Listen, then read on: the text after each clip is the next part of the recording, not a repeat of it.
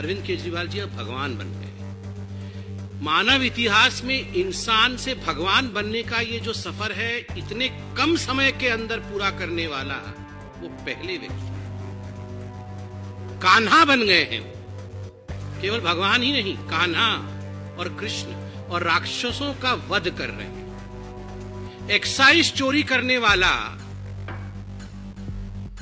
शराब में से कट खाने वाला अपने आप को माखन चोर से कंपेयर कर रहा है। कमाल है। इस लेवल का मेगैलोमैनिक एटीट्यूड हमने किसी भी नेता, अरे महात्मा गांधी जिन्होंने हिंदुस्तान को आजाद कराया, उन्होंने कहा मैं हिंदुस्तान का सेवक हूं, वो साधारण व्यक्ति बने रहे। 18 राज्यों में हमारी सरकार, हम कहते हैं कि हम लोग सेवक हैं, जनता जनार्दन है, भगवान कोई है तो वो जनता है। और यहां केजरीवाल जी कान्हा बन गए, भगवान बन गए। वाह।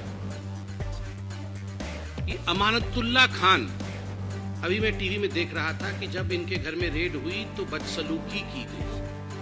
जो लोग आए थे अधिकारी, उनके साथ मार पिटाई इत्यादि बदसलूकी की गई। उनके घर से हथियार भी बरामद हुए, ये मीडिया वाले दिखा रहे हैं। लाखों रुपए बरामद हुए, ये भी मीडिया में चल रहा है। और ये कान्हा है, ये अमानतुल्लाह खान कान्हा है। ये ताहिर हुसैन, जो इनका काउंसलर, अपने घर के छत के ऊपर जिसने बम रखे थे, जिसने अपने घर के ऊपर पेट्रोल बम रख करके लोगों की हत्याएं में जिसकी साजिश थी, वो संविधान को बचाने का काम कर रहा था। ये भगवान है। मुझे आश्चर्य होता है कि आज अरविंद केजरीवाल ने कहा कि हम ईमानदार, कट्टर ईमानदार लोग हैं।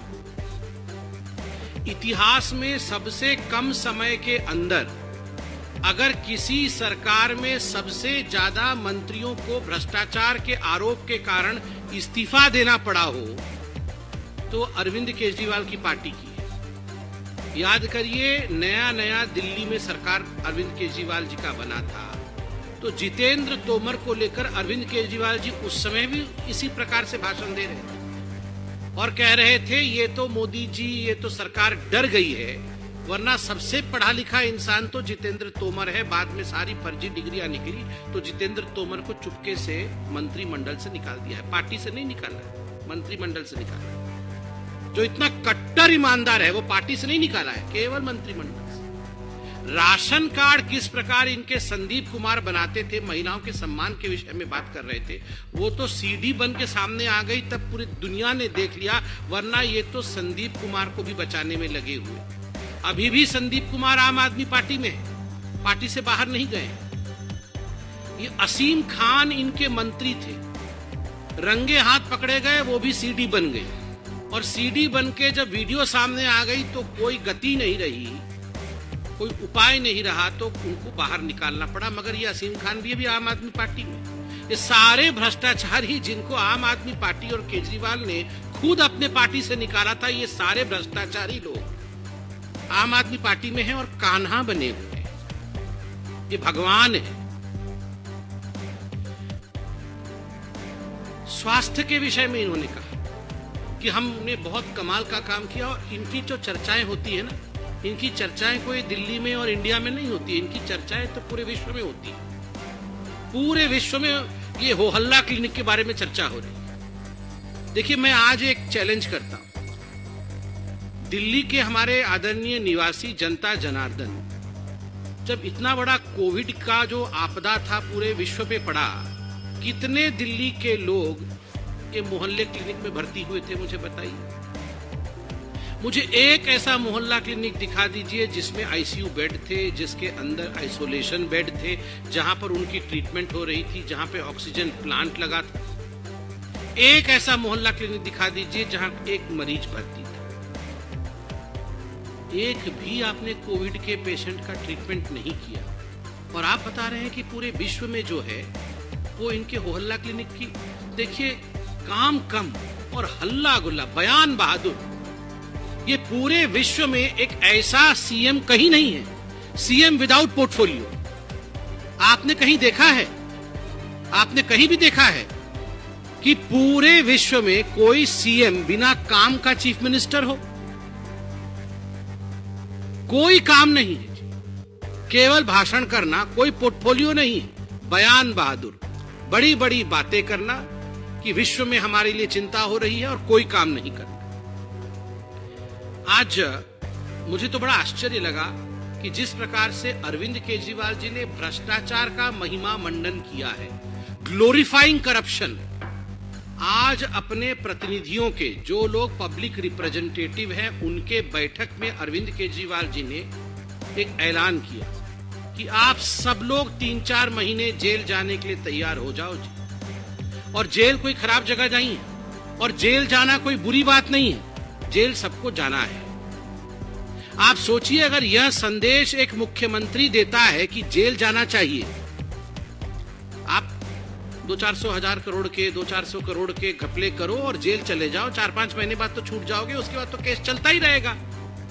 लालू प्रसाद यादव जी को भी चारा घोटाले में कोई 4 दिन के अंदर उनको जेल में थोड़ी डाल दिया था। हमारी जुडिशरी का एक तरीका है जिसमें सबको अपने पक्ष को रखने का मौका दिया जाता है और पूरा मौका दिया जाता है, और उस पूरे मौके में आप अपने पक्ष को इंडियन जुडिशरी के सामने रखते हैं। पक्षपात रवैये के साथ कभी भी भारत की जुडिशरी काम नहीं करती है, और इसीलिए लालू प्रसाद यादव को भी सफाई देने का मौका मिला था, मगर लगभग 30 वर्ष के बाद वो जेल गए। तो केजरीवाल जी, जेल जाना बड़ी अच्छी बात है। ये सत्येंद्र जैन भारत रत्न, जो जेल जाए उसको भारत रत्न दे दो। कल सत्येंद्र जैन को भारत रत्न मिलना चाहिए, आज अमानतुल्लाह खान को भारत रत्न मिलना चाहिए, और जेल सबको जाना चाहिए। आप कट्टर ईमानदार पार्टी हैं। आप कट्टर ईमानदार पार्टी नहीं है, कट्टर बेईमान और कट्टर भ्रष्ट पार्टी है, जो जेल जाने के लिए भी अपने मंत्रियों को प्रोत्साहित कर रहे हैं कि तुम भले ही जेल जाओ, मगर कट लाके मेरे जेब में भरो पहले। और एक बात मुझे समझ में नहीं आती है, ये सीबीआई, ईडी, ये सारे लोग इनको पहले से बता देते हैं कि इनके कौन से मंत्री के घर में रेड होने वाला है। दो तरफा बातें करते हैं। एक तो कहते हैं कि जो भारतीय सरकार है वो सबको डरा के रखती है, ये सारे कठपुतली हैं जी, ये सीबीआई वाले, और फिर बोलते हैं हमें तो सीबीआई वाले आके सब बता देते हैं कि अगला जो है, ये जो इनका ट्रांसपोर्ट मंत्री है गहलोत, उसके घर में रेड होने वाला। मतलब पता सब है किस किस से करप्शन कराया है और किस किस के पास किस प्रकार का घोटाले की कागज और दस्तावेज है, कहां कहां गड़बड़ी हुई है, सब पता है। कराया तो इन्होंने ही है, अपना हस्ताक्षर कहीं डाला नहीं है। सारे फाइल में हस्ताक्षर इनके दोस्तों की है, कहीं मनीष सिसोदिया की है, कहीं दूसरों की है, कहीं सत्येंद्र जैन की है। अपना हस्ताक्षर है नहीं, पता सब कुछ है भ्रष्टाचार किसने किया है, इसलिए पता है कि किसके घर में रेड होगा। और बोलते हैं सीबीआई वाले आके हमें बता रहे हैं। आज इन्होंने कहा कि जज बदल दिया।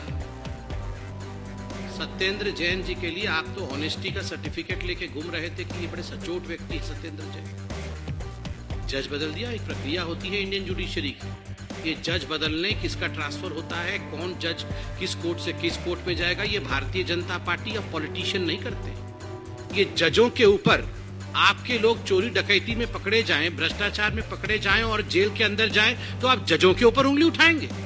आप कहेंगे वो जज अच्छा था और ये जज खराब है। आप अपने मंत्रियों के भ्रष्टाचार के जो सीडी सामने आए हैं, आपने आज रिकॉर्डिंग्स के बारे में बात की, स्क्रीनशॉट के बारे में बात की। हम तो यहां सीना ठोक करके हमने यहां पर पर्दा लगा करके पर्दे में दिखाया था जी कि मोटा माल मनीष सिसोदिया को किस किसने दिया है, पैसा कैसे अरविंद केजरीवाल जी तक पहुंचा है, ये सब तो हमने दिखाया था यहाँ पर्दे में, आपने दिखाया पूरे हिंदुस्तान को। इस पे जवाब देने की हिम्मत है? हिम्मत नहीं है। क्यों नहीं जवाब दे पा रहे हैं? क्योंकि पकड़े गए, धरे गए हैं रंगे हाथ चोरी डकैती करते हुए। तो जवाब कहां से दे पाएंगे? मैं तो अभी अरविंद केजरीवाल जी को चैलेंज करता हूं, आप तो स्टिंग मास्टर हैं, स्टिंग मास्टर हैं। हमने 2 स्टिंग दिखाया, उस पे आप चुप्पी क्यों साधे हुए? मनीष सिसोदिया जी उस दिन बीच में प्रेस कॉन्फ्रेंस छोड़ के भाग गए। जब मीडिया वालों ने उनसे सवाल पूछा कि हमने स्टिंग किया है, किसी ने स्टिंग किया है और स्टिंग बीजेपी ने दिखाई है, इस पे क्या जवाब है, तो बीच में से नहीं मुझे ये स्टिंग नहीं होता, कुछ नहीं करके चले गए उठ के, क्योंकि जवाब नहीं। लॉकर से झुनझुना मिला। मुझे तो समझ में नहीं आता है, लॉकर से झुनझुना और बाहर कई गुना। तो ये सत्येंद्र जैन के लॉकर से भी तो झुंझुना मिल रहा था, मगर फिर कोर्ट ने क्यों नहीं छोड़ा इनको बाहर? अभी तक बेल क्यों नहीं मिला? वहां जाके कह रहे थे कि कोविड के कारण सारी याददाश्त चली गई है, इसलिए मुझे पता नहीं है फाइल कहां है। देखिए, इस देश में बिल्कुल कानून स्पष्ट है। गरीब हो, अमीर हो, मंत्री हो, एविडेंस के आधार पर बेल मिलती या नहीं मिलती है, उसके आधार पर कस्टडी दी जाती है या नहीं दी जाती है। कस्टडी दिया गया, आज तक बेल नहीं मिला क्योंकि कट्टर भ्रष्ट हैं, कट्टर भ्रष्ट। पंजाब में बोला बीज डाल दिया, पेड़ बन गया। आज बोल रहे थे कि भगवान आके बीज डाल गए और 10 दिन में पेड़ बन गया। ऐसा तो 10 दिन में अरविंद केजरीवाल जी कोई बरगद का पेड़ नहीं बनता है, कांटेदार झाड़ बनती है। 10 दिनों के अंदर पेड़ बन गया इनका, और 10 दिनों के अंदर इनके स्वास्थ्य मंत्री थे पंजाब के, उनकी भी सीडी आ गई, फिर उनको निकालना पड़ा। तो कांटेदार झाड़ है ये, भ्रष्टाचार में लपटे हुए झाड़। ये पेड़ नहीं है छांव देने वाले, ये फलदार वृक्ष नहीं है। मैं आज मीडिया को भी धन्यवाद देना चाहता हूं। मीडिया के विषय में भी बहुत कुछ कहा गया। मीडिया के विषय में कहा गया कि आप लोग डरे हुए हैं। बिल्कुल, भारत की मीडिया, भारत की जुडिशरी कोई डरी हुई नहीं। बहुत प्रलोभन देने की कोशिश है केजरीवाल जी की पार्टी, 3000 गुना अपना विज्ञापन बढ़ा करके मीडिया के माध्यम से प्रलोभन देने की कोशिश कर रही थी, मगर मीडिया कभी झुकी नहीं। मीडिया ने कभी भी इनके गलत कामों में इनका साथ नहीं दिया। इसी कारण से आज अरविंद केजरीवाल जी कहीं न कहीं बौखलाए हुए थे, क्योंकि वो चाह रहे थे कि मनीष सिसोदिया ने ये जो मोटा माल खाया है, और ये अरविंद केजरीवाल जब तो तार जुड़े हुए हैं मनीष सिसोदिया के, ये सारा विषय ब्लैकआउट कर दिया जाए और कोई दिखाए नहीं, क्योंकि ये एडवर्टाइजमेंट देते हैं। अरविंद जी, ये एक मैच्योर डेमोक्रेसी है। इस मैच्योर डेमोक्रेसी में हमारी मीडिया, आप प्रलोभन कितना भी दे दीजिए, जो हकीकत है उसे दिखाकर ही छोड़ेगी। ये एक फोन नंबर जारी किया है केजरीवाल जी ने कि वो फोन करने से भारत नंबर 1 बन जाएगा। अरविंद केजरीवाल जी, नंबर 2 के काम करने से भारत नंबर 1 कभी नहीं बन पाएगा। अगर आप नंबर 2 के काम करेंगे, आप शराब घोटाला करेंगे, तो भारत नंबर 1 कभी नहीं बनेगा। अगर राशन कार्ड में आप महिलाओं का उत्पीड़न करेंगे, तो भारत नंबर 1 कभी नहीं बनेगा। यदि आप डीटीसी बस खरीदने में हजारों करोड़ का घोटाला करेंगे, तो भारत नंबर 1 कभी नहीं बनेगा। 500 स्कूल बनाएंगे बोल करके, पुराने स्कूलों को रंग रोगन करके, आज आप अगर लिस्ट नहीं दे पाएंगे स्कूलों का, तो भारत नंबर 1 कभी नहीं बनेगा।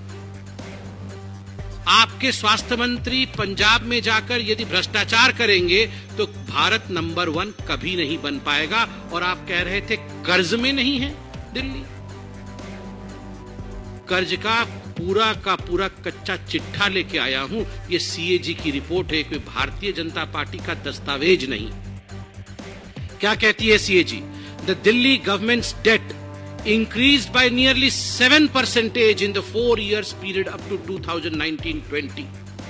4 वर्षों में 7 गुना बढ़ गया जो दिल्ली का डेट, जिसको डेट को हिंदी में कर्ज कहते हैं। क्यों बढ़ गया, ये आप सभी जानते हैं। The debt increased by rupees 2,268.93 crore, लगभग 3,000 करोड़ का कर्ज दिल्ली के ऊपर।